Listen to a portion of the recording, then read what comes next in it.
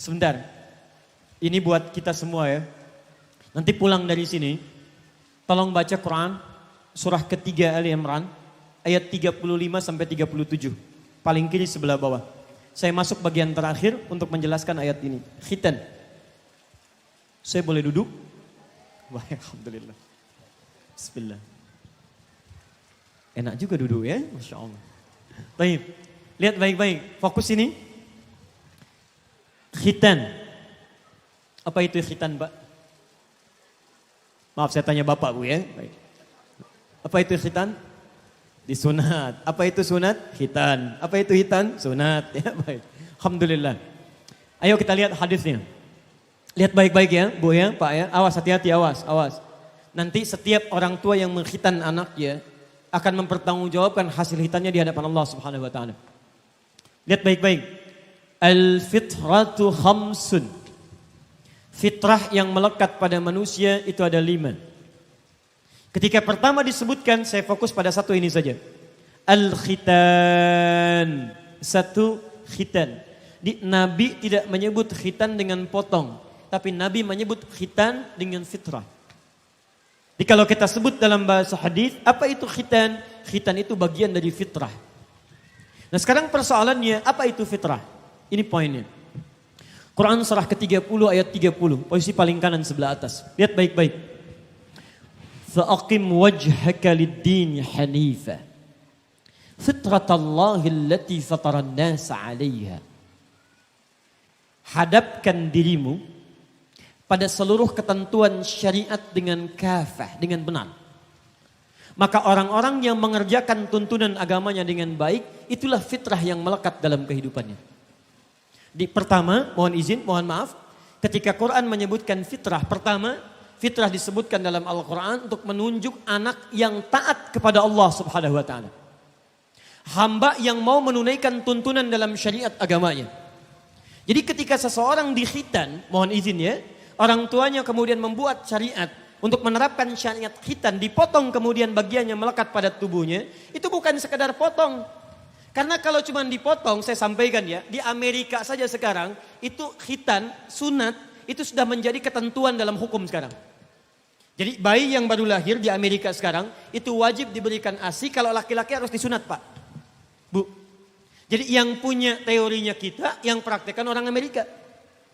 Orang Amerika aja disunat, masa orang Indonesia nggak disunat? Orang Amerika maju, peradaban luar biasa, banyak penemuan, mereka disunat.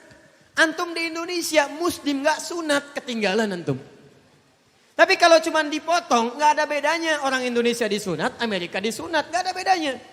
Apa bedanya sunat kita dengan sunat yang lain? Aqim wajhaka lid-dini hanifa.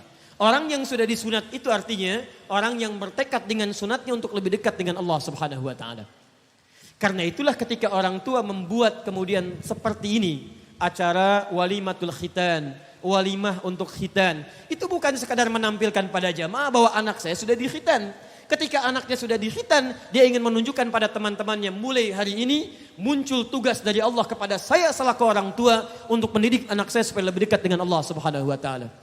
Jikalau Ustadz Asep Holis dengan istri tercintanya Ibu Endang misalnya, mohon maaf, anaknya sudah dikhitan, bahkan 2 bukan cuma 1, 2. Itu tandanya keduanya sudah ingin menunjukkan pada kita semua, mulai hari ini ada tugas kewajiban dari Allah bagi keduanya untuk membuat anaknya lebih dekat dengan Allah Subhanahu wa taala. Mohon izin, maaf ya. Maaf. Kami di Bekasi, home base kami di Bekasi, itu setiap anak-anak yang sudah dikhitan, kita arahkan pada orang tuanya untuk mendekat kepada masjid, ke masjid. Saya mau bagi sebentar Bu ya, singkat saja. Sekarang ada kisaran 100 anak setiap hari Pak, Bu. Usia 4 sampai 6 tahun kurang lebih rata-rata. Itu begitu azan belum berkumandang, maghrib 30 menit sebelum azan, itu sudah ke masjid Pak. Apa yang mereka kerjakan? Salat berjamaah. Setelah itu menghafal Quran. Selesai menghafal Quran, mereka salat isya berjamaah. Selesai isya berjamaah, mengulang lagi hafalan Qurannya. 8:30 baru pulang dari rumah. Anak usia 4-6 tahun. Saya mau tunjukkan ya, ada anak baru dikhitan usia 4 sampai 6 tahun. maghrib bisa jamaah di masjid. Sebelum azan sudah di masjid. Salat berjamaah, menghafal Quran. Di antara mereka ada yang sudah khatam Al-Quran. Kemudian isyanya berjamaah, murajaah lagi, ulang 8:30. Maaf, mereka belum baligh, mereka belum taklif. Kalaupun meninggal, belum ada hisab dari taklifnya kepada mereka. Anda yang sudah 40 tahun, 50 tahun, 60 tahun, sudah dikhitan sudah sejak lama. Pertanyaan saya, sudah sedekat apa Anda dengan Allah Subhanahu wa taala? Jadi jangan sampai mohon maaf anak kecil yang baru dikhitan sudah dekat dengan Allah. Anda yang sudah lama dikhitan justru jauh dari Allah. Maka dalam momentum kesempatan siang ini, saya ingin mengajak kita untuk kembali merenungi Quran surah ketiga Ali Imran ayat 35 sampai ayat 37-nya. Saya cukupkan, lihat baik-baik. Bapak ibu kenal Maryam?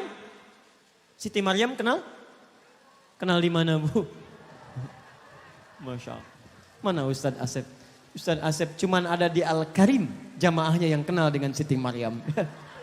Saya sepanjang berdakwah belum pernah ada orang yang kenal dengan Siti Maryam. Di sini kenal. Alhamdulillah. Pak Wakil Wali, cuman di Lampung di Masjid Ad-Du'a ada jamaah yang kenal dengan Fir'aun.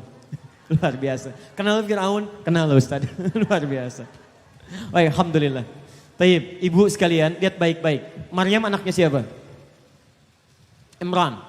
Imran menikah dengan Hannah, melahirkan Maryam. Lihat baik-baik ya, pertanyaan saya. Solehah mana Maryam atau ibunya Hannah? Sudah, begini, waktu kita singkat. Kalau tidak tahu, cukup katakan wallahu a'lam. Itu paling gampang. Ya. Malaikat ditanya, Quran surah 2 ayat 30, wallahu a'lam. Sahabat ditanya, wallahu a'lam. Ini ibu, malaikat bukan, sahabat bukan, tahu semua. Luar biasa. Maryam tahu, Firaun tahu. Masya Allah. Lihat. Soleh mana Maryam dengan ibunya? Wallahu a'lam. Masya Allah. Baik, paling gampang soleh Maryam. Kenapa bisa soleh Maryam? Lihat perbandingannya. Ibunya Maryam tidak disebutkan namanya di Quran. Hanya disebutkan wamra'atu Imran. Imra'atu Imran, istrinya Imran. Maryam disebutkan namanya di Quran. Bahkan dijadikan nama surah ke-19. Di Quran tidak ada surah namanya Hannah. Tapi di Quran ada surah namanya Maryam. 2. Ibunya Maryam melahirkan Maryam, nikah dulu, ngandung, baru lahir Maryam. Maryam gak nikah, lahir anak. Silahkan cek. Cuman Maryam yang ketika bisa melahirkan anaknya, Isa namanya, itu tanpa disentuh laki-laki seorang pun. Sebentar Pak ya, saya fokus ke ibu-ibu dulu nih. Lihat Bu bahasa Qurannya. Bahasa Qurannya, walam yamsasni bashar. Saya bisa mengandung melahirkan Isa tanpa disentuh laki-laki manapun. Bukan melahirkan tanpa bapak, tapi tanpa disentuh laki-laki manapun.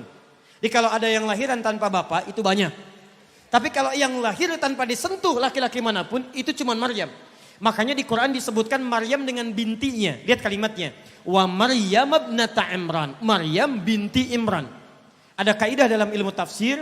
Kalau ada seorang disebutkan namanya di Quran, plus dengan bintinya, ada kejadiannya, itu menunjukkan kejadian dimaksud hanya akan terjadi pada orang itu, tidak akan terjadi pada orang lain lagi. Makanya disebutkan Maryam binti Imran, supaya tidak ada yang ngaku-ngaku ke depan di kemudian hari, saya juga Maryam, bisa mengandung, melahirkan tanpa bapak. Binti siapa kamu? Binti Asep. Bukan. Ini Maryam binti Imran, ya, bukan yang lainnya. Maaf ya, Ustaz Asep. Kembalikan. Lihat sini baik-baik. Maryam lebih baik daripada ibunya. Sekarang lihat. Maryam melahirkan siapa? Isa. Isa Nabi bukan? Rasul bukan? Maryam Nabi bukan? Bukan, Rasul bukan. Perhatikan, ketika Imran dengan Hannah melahirkan Maryam, Maryam lebih baik daripada ibu dan bapaknya. Ketika Maryam melahirkan Isa, Isa lebih baik daripada ibu dan kakek neneknya. Jadi ada pesan dalam Al-Quran, kalau anak Anda sudah dikhitan, sudah diakikah, maka tolong didik anak itu supaya lebih baik daripada ayahanda dan ibundanya plus kakek neneknya. Kenapa? Karena zaman yang akan dilalui oleh anak cucu kita itu lebih maju, lebih modern, lebih banyak tantangan dibandingkan dengan kedua orang tua dan kakek neneknya. Tantangan kita di masa lalu Bu dan Bapak yang sudah jadi kakek itu jauh lebih besar tantangan sekarang dibandingkan dulu. Tantangan camat masa lalu menjadi tantangan wali kota sekarang. Tantangan wali kota dulu menjadi tantangan gubernur sekarang. Tantangan gubernur dulu jadi tantangan presiden sekarang. Jadi setiap anak menghadapi masanya akan lebih hebat dibandingkan masa orang tuanya dulu. Karena itulah mohon maaf, ketika Maryam jadi seorang mulia, Isa jadi seorang mulia, itu tidak ujug-ujug menjadi perempuan dan laki-laki mulia. Lihat ayatnya, bagaimana kedua orang tuanya berdoa untuk Maryam sejak dalam kandungan. Idz qalat imra'atu Imran rabbi inni nadhartu laka ma fi batni, sejak dalam perut ibundanya. Makanya mohon izin ya Ustadz Asep, kalau ada rencana yang keempat nanti kalau sudah nyambung, alhamdulillah bersamaan dengan azan, dan kalimat ini insyaallah benar kalau azan dikumandangkan. Sunnah pertama berdoa. Yang kedua, carikan guru yang baik seperti Maryam mendapatkan guru Nabi Zakaria. Yang ketiga, cari sekolah yang baik seperti Maryam dipersiapkan mihrab, tempat belajar yang baik. Kalau dia punya tempat yang baik, gaul dengan orang-orang baik, punya guru yang baik, punya orang tua yang baik, maka tidak menutup kemungkinan dia akan menjadi sesuatu di masa depan dengan yang terbaik. Saya kira itu yang bisa saya sampaikan. Berakhir bersamaan dengan adzan asar berkumandang, dan ada kalimat sampai kepada kita. Jika kalimat disampaikan dengan iringan azan, maka di antara kalimat itu akan menghadirkan kebaikan-kebaikan jika diamalkan dalam kehidupan kita.